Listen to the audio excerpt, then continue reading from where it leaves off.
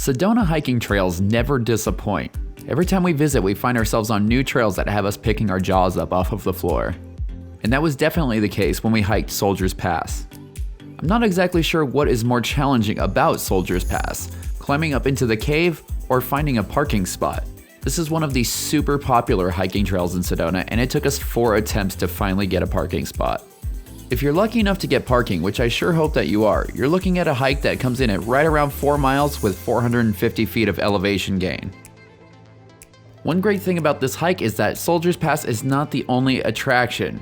There are several other things that you can stop and see along the way. The majority of this hike is quite simple and straightforward. There are some hills, but there's nothing too serious until you get towards the end. It's also pretty well marked until you start getting closer to the cave, but don't worry, we'll be covering all this in just a little bit. About 1/4 of a mile into the hike, and just after you pass the intersection you saw just a second ago, you're going to come to a large sinkhole known as the Devil's Kitchen. It's nothing incredible compared to some of the things that Sedona has to offer, but it is pretty much right off the trail, so it's worth taking a look at. This trail is beautiful. For pretty much the entire hike, you'll be surrounded by the towering red cliffs that Sedona is known for. There are sections where there is tree cover and shade, but this trail would still be pretty rough if you do it on a hot day.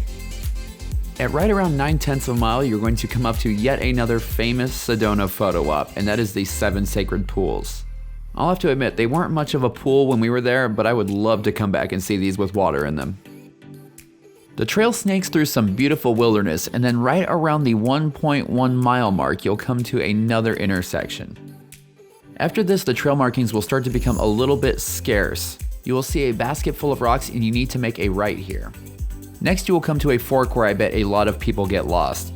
The trail on the left looks like much more of a legit trail, but you actually need to go right.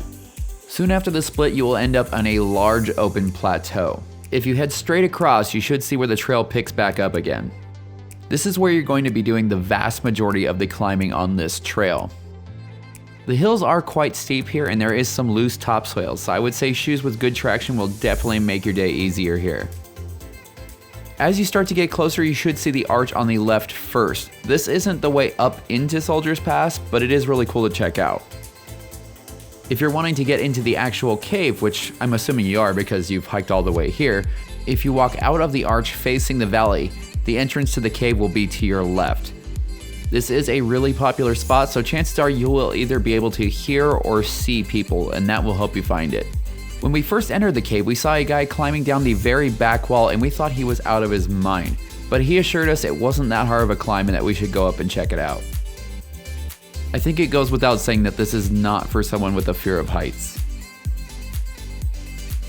If you can safely manage to get yourself up here, I promise you won't be disappointed because the view is absolutely amazing. While we were up on the top, we ran into 2 super cool brothers named Colin and Logan. They were also visiting the area. And Logan blew our minds when he busted out not 1, but 2 big backflips really close to the edge. I have to say I'm a little jealous because I don't think I could do a backflip if my life depended on it. After soaking up all the views and almost lighting a memory card on fire because of all the pictures I was taking, we said goodbye to our new friends and started to head back. But we just couldn't help but stop for one more shot on the way out.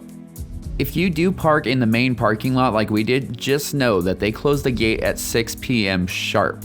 So if you aren't back to the parking lot in time, your car could end up getting locked in. We were pretty surprised because we saw a couple people heading out pretty late. I'm not sure if they made it or not because even we were cutting it pretty close.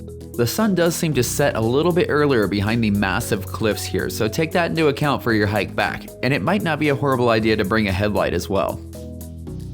Depending on when you're visiting, you might want to bring a light jacket. This video was shot in January. The days were extremely pleasant, but as soon as the sun dipped over the hill, it got cold really fast. Even though the temperature was dropping and we were getting a little bit close to the time when they were going to lock the gate, we couldn't help but stop by the 7 sacred pools one more time because the lighting was getting so much better. Be sure to keep your eyes peeled on some of the wider parts of the trail. There are a couple sections that this trail does share with a Jeep tour company. We saw a couple come rolling through while we were there. After you make the well-marked split that is just on the other side of Devil's Kitchen, it is pretty much smooth sailing. It is a tough choice, but this trail has found its way easily into my top 3 Sedona hikes. What hikes here are on your list? Let us know in the comments below. If you enjoy our adventures, be sure to subscribe and hit that bell icon so you get notified when we make new videos. Check us out on Instagram at @thatadventurelife_official. And for all the information about this hike and other awesome things to do in Sedona, head on over to thatadventurelife.com.